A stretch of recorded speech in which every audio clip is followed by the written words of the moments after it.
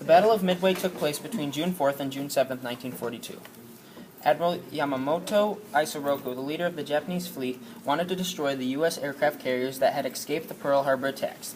He set up what was supposed to be a surprise attack for June 4th and 5th at the U.S. Naval Base on Midway Island. This map shows what Midway Island looks like. Here is the U.S. Navy SEAL and the Japanese Navy insignia. Midway Island is the small island in the circle that is located roughly 1,300 miles northwest of Hawaii. It is almost exactly halfway between Japan and the United States. If Japan conquered this island and destroyed the U.S. fleet there, it would leave the U.S. West Coast almost completely defenseless. The major cause of the U.S. winning the battle was breaking the Japanese JN-25 code. This code was used for all Japanese communication regarding battle plans and locations and times for attacks. The U.S. cracked the code in early March of 1942.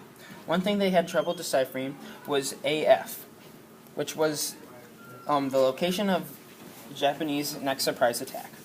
Many believed it to be Midway. Jasper Holmes at Station Hypo in Hawaii came up with a fake message about Midway needing fresh water.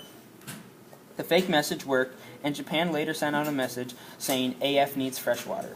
Midway would be the next surprise attack for Japan.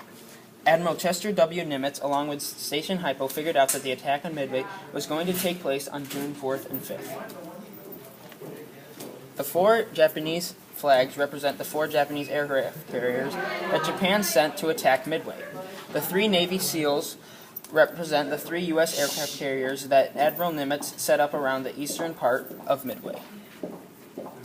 By June 2nd, the U.S. was prepared for the upcoming attack. On June 3rd, the Japanese fleet was spotted heading for Midway. The top 3 pictures are aircraft carriers USS Enterprise, Hornet, and Yorktown that were stationed around Midway.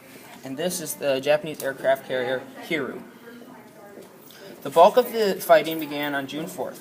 Japanese planes began bombing the Midway base at dawn. They are the Japanese Zeros. They did not realize that the American fleet was waiting for them and began to refuel and rearm for another bombing run on Midway. Since the U.S. had intercepted all communications, they knew that the Japanese aircraft carriers would be flammable sitting ducks because of all the fuel and bombs were being restocked. The U.S. immediately sent their Devastator torpedo bombers and Dauntless dive bombers, pictured here, to destroy the Japanese fleet. Japanese Zero fighter planes destroyed nearly all the American Devastators, but not before most of the Zeros were also destroyed. The Dauntless bombers had an easy path right to the Japanese aircraft carriers, destroying 3 out of the 4 in what some witnesses said seemed like only 5 minutes. The Hero continued to send aircraft to severely damage the USS Yorktown, which later sunk. On June 5th through 7th, fighting continued, but the battle was already won.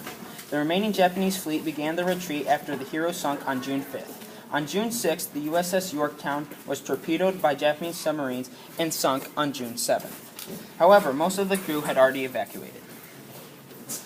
This was the first Navy battle where none of the ships actually fired a shot on each other. Only submarines and aircraft fired any shots. The U.S. won the battle, stopping most Japanese conquests, putting the U.S. Navy on the offensive. It was a major turning point in the war, leading the U.S. to overall victory. Here are some of the casualties and ship losses that both sides had. The Japanese were far greater than the United States, showing the U.S. had an overall victory. Here's my works cited, and here are my picture links.